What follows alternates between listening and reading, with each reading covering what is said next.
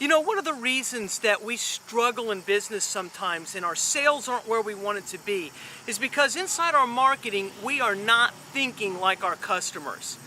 When we're business owners, it's so easy in the muck and the mire of the day-to-day to identify ourselves with what we do instead of why we do what we do and who we do it for.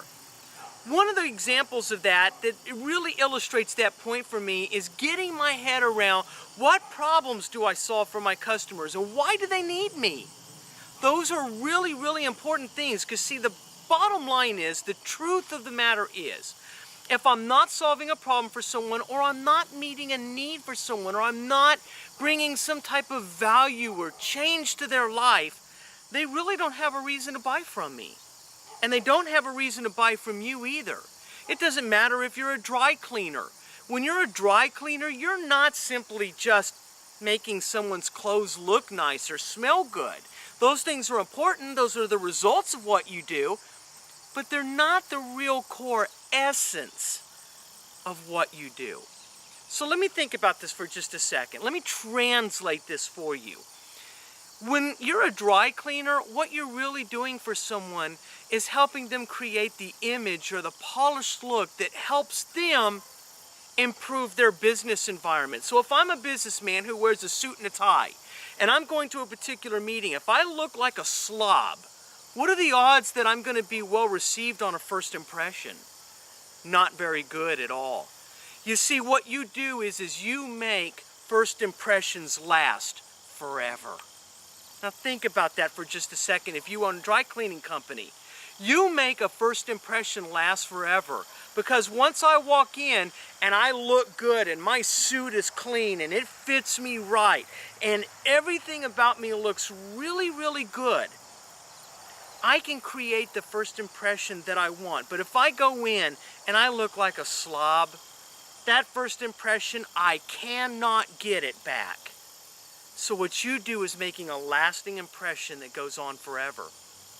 Now let's pretend for just a second that maybe you're in a retail environment and my wife is into juicers, right?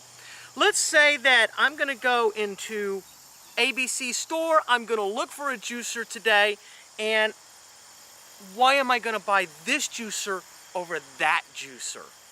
Is it based on price, which I don't want it to be, but many times it is, or is it based on how it meets my need? See, here's the thing. If I'm going to juice, it's because I want some type of a health benefit from that particular product, right? So that, what is the health benefit? Well, the health benefit is that it's going to increase the value of my life. It's going to give me more energy, vibrancy, and the quality of the juice that I'm getting from that fruit is going to give me a quality of life that's going to translate into me being able to do all of the things I want for a long time. Now that's a very different thing than if I'm a fast food restaurant that is being sold to the consumer based on convenience and speed. Because I don't have time to wait for something, I want it boom, boom, boom, and I'm out. Right? So we have to think about things from the consumer's perspective, not from my perspective. And as business owners, that's the real problem that we have. We are not translating well the ideas that our products and services give to the consumer that give them real tangible reasons to buy from us. So the next time you're in another store, think about what is it that you were wanting out of this experience when you go to buy something. Because you may be walking into some place saying, you know, today I'm really not interested in buying ABC, and then you walk out having bought ABC. Why? Think about that inside your own business for just a minute. Think about that if you're a salesperson for just a moment.